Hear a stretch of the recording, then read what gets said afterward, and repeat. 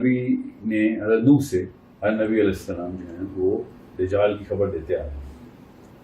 یہ جب تک سورہ کہف کی بات نہیں آئی، اللہ کے نبی علیہ السلام نے آخری دفعہ پہلی دفعہ یہ چابی دی کہ جب وہ وقت آئے گا تو سورہ کہف کی تلاوت کریں۔ جو سورہ کہف ہے اس کی جو ہسٹری ہے وہ آپ سمجھ لیں تاکہ آپ کو پتہ چلے، کسی بھی بندے کو پتہ ہونا چاہیے، ہر مسلمان کو پتہ ہونا چاہیے کہ سورہ کہف کی بیسک ہسٹری کیا ہے۔ میں جلدی کر کے جتنا چھوٹا کر کے بتا سکتا ہوں۔ یہودیوں کو مدینے کے بارے میں پہلے سے پتا تھا۔ اہل یہود کا سسٹم آپ کو سمجھنا چاہیے کہ ان کا انبیاء کی لسٹنگ کیسے کرتے ہیں، وہ کس نبی کا انتظار کر رہے تھے، کیوں کر رہے تھے، یہ میں چھوٹا سا کر کے بتاتا ہوں۔ اس کی تفصیل آپ نے ضرور پڑھنی۔ اہل یہود کے ہاں یہ بڑا سمپل سا کانسیپٹ ہے کہ جو موسیٰ کے بعد جتنے بھی انبیاء آئے ہیں بنی اسرائیل کے، وہ ایک آخری نبی کی خبر دیتے آئے ہیں۔ یہ اہل یہود کو پتہ ہے۔ ہر شریعت میں ایک آخری نبی کا ایک خاتم النبیین کا کانسیپٹ ہے۔ تو عیسائی کہتے ہیں کہ عیسیٰ ہیں بس، اور ان کا پورا مطلب باقی کے انبیاء کو بھی ریکگنائز کرتا ہے۔ انجیل میں سارے انبیاء کو انبیاء ہی کہا گیا۔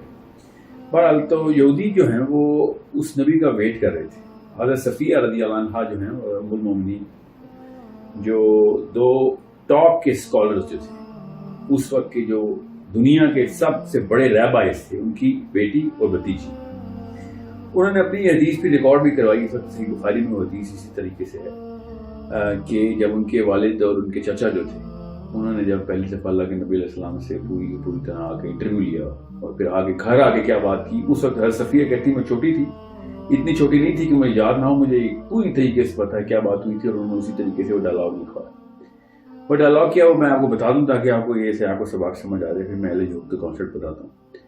ان کے والد جو تھے وہ اس وقت کے ٹاپ ریبائی تھے۔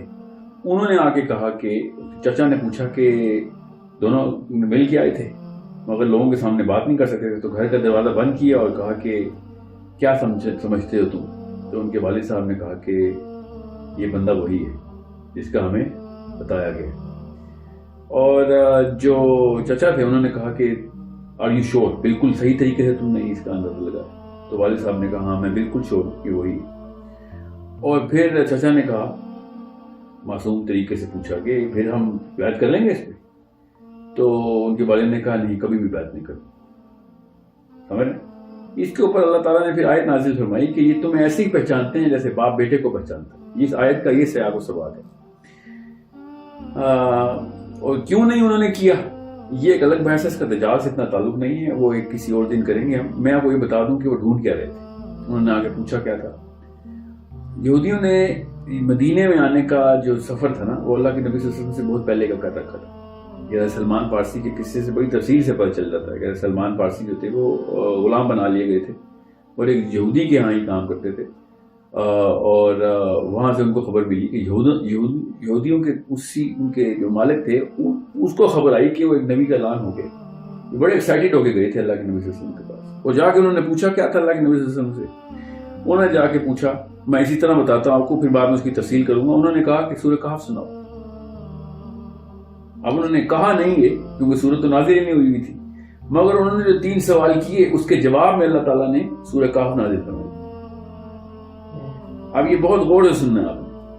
اب انہوں نے کہا کہ روح کیا ہوتی ہے وہ بتاؤ۔ نمبر 2 سوال ہے ذوالقرنین کا قصہ بتاؤ، اور نمبر 3 سوال ہے اصحاب کہف کی تفصیل بتاؤ۔ یہ غور سے سمجھنے والی بات ہے کہ یہودی نے یہ سوال کیوں کیا تھا فرسٹ انٹرنس کو۔ اب اس سے تھوڑا سا پہلے آ جائیں کہ وہ مدینے میں پہلے کیوں آئے ہوئے تھے۔ ہمیں یہ تفصیل پتہ چل جاتی ہے اسلامک ٹیکسٹ کے ساتھ کہ یہودیوں کو اپنی کتب میں یہ بتایا گیا تھا بڑا کلیئرلی کہ نشانیاں کیا ہیں اس جگہ کی جہاں پہ نبی نے آنا ہے۔ یہ بھی پتا تھا کہ وہ نشانی کیا ہے اس نبی کی جس نے آنا ہے۔ ٹھیک ہے، یہ ہمیں حضرت سلمان فارسی کے قصے سے بہت اچھی طریقے سے صاف سمجھ میں آ رہی ہے کہ عیسائیوں کو بھی پتا تھا کہ اللہ کے نبی صلی اللہ علیہ وسلم نے آنا۔ اب میں بھی اس تفصیل میں بھی نہیں جاؤں گا، یہ بھی آپ کو سیدھا پڑھنی پڑے گی۔ میں اس وقت دجال کے کانٹیکسٹ میں بتا رہا ہوں کہ ہمیں یہ پتا ہے کہ اصفہانی یہودیوں میں سے دجال میں آنا، یہ حدیث ہے۔ پھر لد پہ اس کا مقابلہ ہونا ہے عیسیٰ علیہ السلام سے، وہ بھی اسرائیل میں یہودیوں کی طرفداری کرنی ہے اس نے، یہ بھی ہمیں پتا ہے۔ یہ اس لیے میں آپ کو سب کچھ بتا رہا ہوں کہ ہمیں یہ پتا ہو کہ اہل یہود کا کانسیپٹ کیا تھا وہ اس نبی کا ویٹ کر رہے تھے.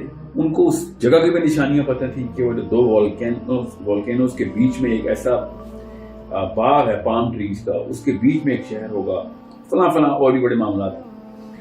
مگر ہم اس کو بہت ہی بس کیجولی دیکھ لیتے ہیں. ہمیں یہ نشانی پتہ ہونی چاہیے کہ دجال نے یہودیوں کی سائڈ کیوں لینی, یہ پتہ ہونا چاہیے. یہودی ہمیشہ سے اس نبی کا ویٹ کرتے آئے, اور یہاں تک کہ وہ جس بندے کو بھی شائبہ ہوتا تھا کہ یہ ہے, اس پہ جا کے وہ پھر سورہ کہف کی تلاوت مطلب ہے کوشچن کرتے تھے. سو یہ دجال کی کوئز ہے. دجال کو ٹیسٹ کیا جائے. دجال تو ہم کہتے ہیں, وہ مسیح کہتے ہیں کہ مسیح کا ٹیسٹ کرائٹیریا تھا کہ جس کو یہ ٹیکنالوجی پتہ ہوگی, اس ٹیکنالوجی کے بارے میں علم ہوگا, تو وہ ہمیں پھر بچا کے دنیا کی سرداری دے دے گا. یہی ہے ان کا بیسک مذہب.